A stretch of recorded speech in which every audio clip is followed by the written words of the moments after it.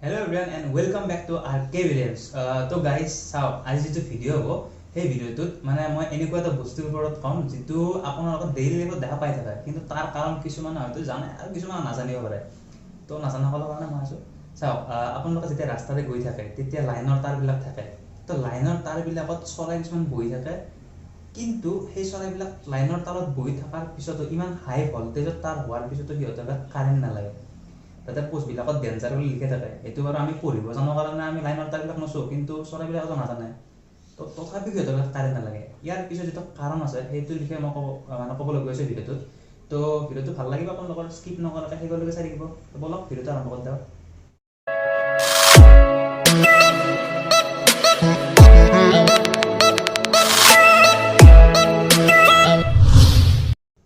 তো গাইজ চাওক মই আপোনালোকক যাতে আপোনালোকে সহজভাৱে বুজিব পাৰে তাৰ কাৰণে মই আপোনালোকক কৈ দিওঁ আমাৰ যিটো ইলেক্ট্ৰিচিটি মানে কাৰেণ্ট আছে সেইটো মানে সৃষ্টি কেনেকৈ হয় চাওক যিবিলাক আমাৰ ইলেক্ট্ৰন থাকে সেই ইলেক্ট্ৰনবিলাকে যেতিয়া তাৰৰ মাজেৰে মুভ কৰে তেতিয়া মানে আমাৰ কাৰেণ্টৰ সৃষ্টি হয় এক নম্বৰ পইণ্ট দুই নম্বৰ পইণ্টটো হ'ল পটেনচিয়েল ডিফাৰেঞ্চ চাওক পটেনচিয়েল ডিফাৰেঞ্চ থাকিলেহে ইলেক্ট্ৰনবিলাক মুভ কৰিব পাৰিব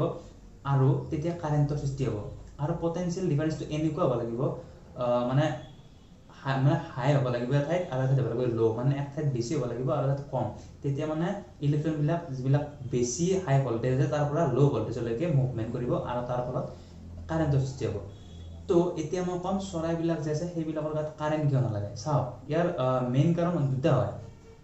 মানে চাওক যিটো চৰাইৰ বডি আছে সেইটো হাই ৰেজিষ্টেঞ্চৰ হয় মানে ভৰিকেইখন আৰু আমাৰ যিবিলাক তাঁৰ আছে সেই তাঁৰবিলাক কপাৰেৰে বনোৱা হয় আৰু সেই কপাৰবিলাক হয়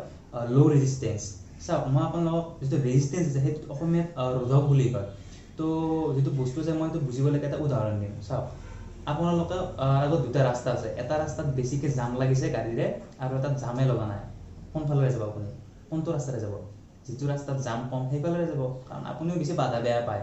তো ঠিক তেনেদৰে ইলেক্ট্ৰনবিলাকক বেছি বাধা বেয়া পায় যাতে সিহঁতে সোনকালে ফ্ল' কৰিব পাৰে গতি কৰিব পাৰে তাৰ কাৰণে সিহঁতে যিবিলাক লিষ্ট ৰেজিষ্টেঞ্চ আছে মানে কম বাধা দিয়া বস্তু আছে সেইফালেহে সিহঁতে গতি কৰে তো সেইকাৰণে যেতিয়া মানে তাৰ তলত চৰাই এটা বহে হাই ৰেজিষ্টেঞ্চ হোৱাৰ কাৰণে চৰাইৰ বডিটোৰ মাজেৰে ইলেক্ট্ৰিচিটি পাছ নহয় আৰু সেইকাৰণে তাৰ গাত কাৰেণ্ট নালাগে তো এইটো হ'ল এক নম্বৰ কাৰণ দুই নম্বৰ কাৰণ হ'ল পটেনচিয়েল ডিফাৰেঞ্চ চাওক চৰাই এটা যেতিয়া এডাল তাঁৰত বহিব সেই তাঁৰডালত